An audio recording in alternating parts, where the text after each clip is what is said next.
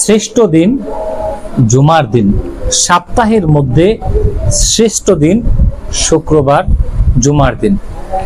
তিরমিজি শরীফের 488 নম্বর হাদিস। عن أبي هريرة رضي الله تعالى أن النبي صلى الله عليه وسلم قال হযরত আবু হুরায়রা রাদিয়াল্লাহু তাআলা থেকে বর্ণিত রাসূল করিম সাল্লাল্লাহু আলাইহি ওয়াসাল্লাম ইরশাদ করেন খায়রু ইয়াউমিন তালাআত ফীহি শামসু ইয়াউমুল জুমআতি, যেদিন সূর্য উদিত হয় এর মধ্যে সর্বোত্তম দিন হলো ইয়াউমুল জুমআ, শুক্রবার দিন, জুমার দিন।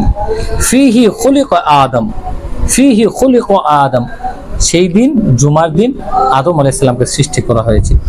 ওয়াফিহি উদখিলাল জান্নাহ, এবং জুমার দিন আদম আলাইহিস সালামকে জান্নাতে প্রবেশ করানো হয়েছে।